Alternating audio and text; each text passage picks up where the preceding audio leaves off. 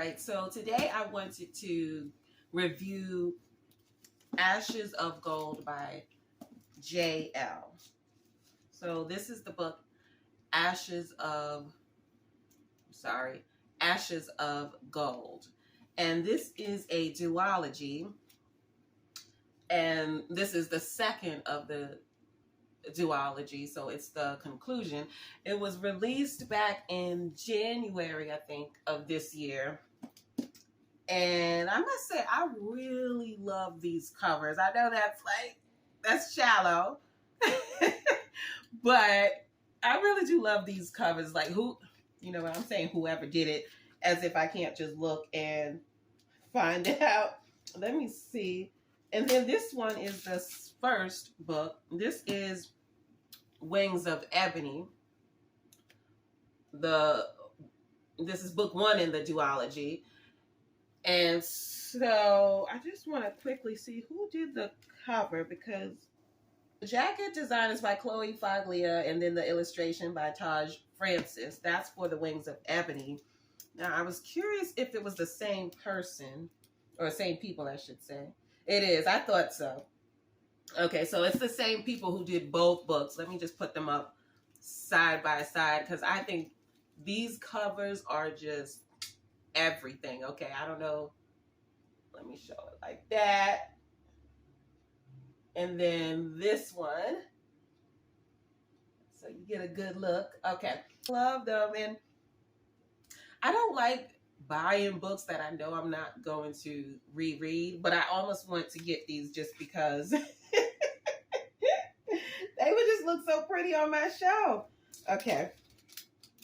So I did get these from my library. I borrowed them. Now, first, before I talk about Ashes of Gold, I want to just give a brief summary of the Wings of Ebony. So Wings of Ebony is about Rue, who is, I think she's 16 or somewhere around there. She's a high schooler. And we meet her at a time when she is grieving the loss of her mother. Her mother passed away, I think it was to cancer 6 months earlier.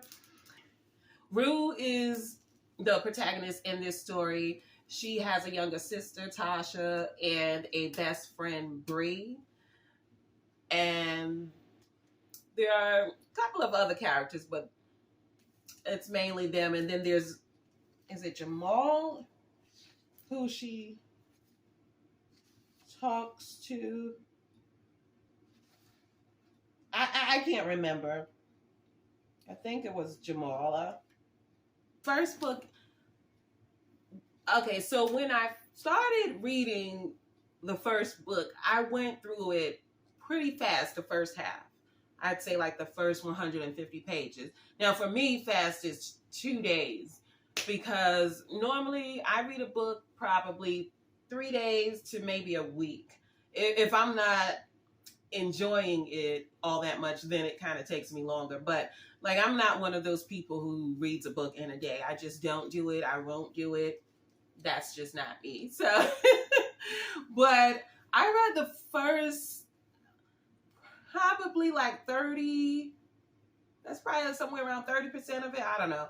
But I read that in a short period of time because I was really enjoying it. And it was very fast paced and just captivating, you know, like it was a page turner. The first, I'd say somewhere around 150 pages. And then the story took a turn. They have what I'm seeing in YA fantasy is that when it comes to a Black protagonist, they tend to throw in the racism plot, and it's just becoming predictable and unoriginal. So that's what she did in the first book, J Elle. And I just didn't care for it all that much. Now, I'm not trying to knock a Black author. You know, I want to support them every chance I get, which is why I wanted to get the book, and I was on the lookout for the book when it came out. But then I noticed that I didn't see too many people talking about it, so then I kind of said I'll wait. And then now I remember why I was hesitant to read the book. I saw J Elle on somebody's channel doing an interview, and the interview was so kind of dull, so it kind of made me think that maybe that's how she writes and tells a story, but now I realize it's probably the chemistry between J Elle and that interviewer wasn't good, because then I saw her with another YouTuber and the interview was a lot better. So I don't know, I was judging her off of that interview, and I was like, wow, this thing is dull. And it was like over an hour long. I don't know if it was 2 hours or what, but it was a long interview. I checked out at 20 minutes. I was done. But it just made me think maybe she's kind of dull and boring. So I don't know. But anyway, I read the book, but the second half of Wings of Ebony does delve into the racism pretty heavy, and then it's just blatant. It's not even like she doesn't develop it all that well. Like, she doesn't give a reason for why the people are racist. It's just, well, they're white, so therefore they hate black people. And I wish she wouldn't have taken that route. So I didn't enjoy Wings of Ebony all that much, but I was curious to see how the author would end this duology, just because I actually did, and I didn't say that. Another thing I didn't like was that it was the writing in Wings of Ebony was written in a cliched kind of way. Like, it almost felt like the Black community wrote the book, because there were so many colloquialisms that we use that she put in the book, and it was just like, I couldn't even hear her authorial voice. It just sounded like everyone wrote the book. You know what I mean? It didn't sound individual at all. And so I didn't enjoy Wings of Ebony all that much, but I was still curious to see where she was going to take the next book. So I borrowed the second book, Ashes of Gold, which is right here. And I think I might get this book just because I really loved it so much. I just might get it. But anyway, so in this story, we meet Rue again. She is in the basement of a prison, and she's among friends. I use that term, with quotes, okay, with air quotes. If you read the story, you know why. So she's with her friends. They're trapped in this prison because she was caught using the magic, which was prohibited in the place where she was using it. So she's with her friends trying to figure out a way to get out of the prison. And at first, she thinks that she needs to find a spell to get her out. And so they look through this spell book, but then she realizes, no, it's not the spell. They need to call on the gods to get them out, to basically restore the magic to the people of Gazan, and then get them out. And so as she goes on this quest, she meets some wise people who caution her about some things. And then she learns about her heritage, because the people of Gazan, that's where her father is from, but she didn't know much about her father. So she discovers her heritage, but she's also with her best friend Bree, and there is a love triangle between Jamal and I think his name is Julius, I think. But there's a love triangle there, which is cute, and I like the way it was done, because it wasn't done. Sometimes I feel like they make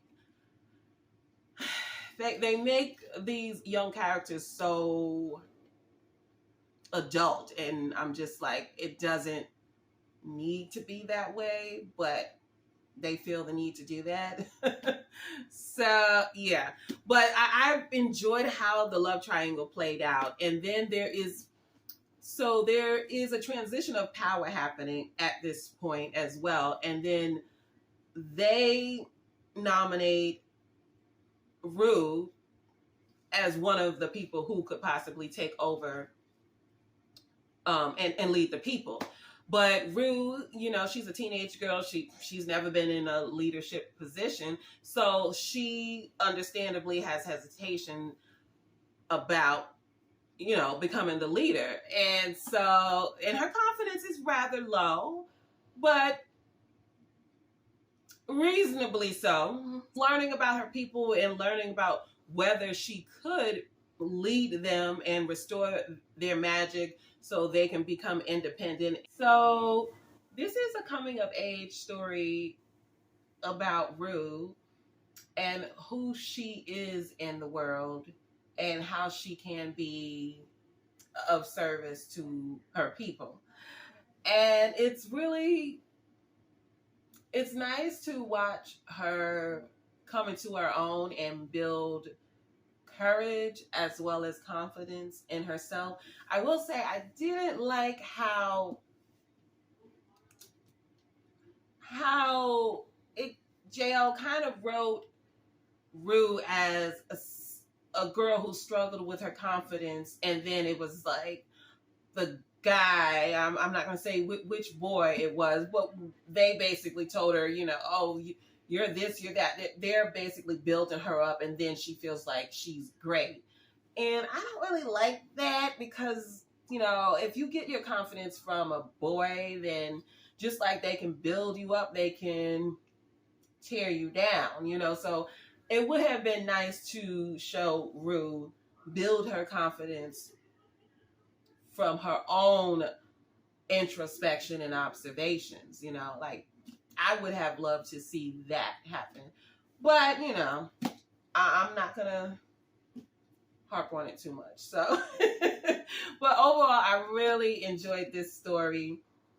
And the ending, it kind of felt like Coming to America. I know that sounds weird, but I know people are comparing this to, I've read on Amazon as far as the reviews, some people compare this to Black Panther, but I didn't get Black Panther in my opinion. I would say the ending I'm not going to say what happens, but there's a moment at the ending that feels like Coming to America, okay? But I really loved this story.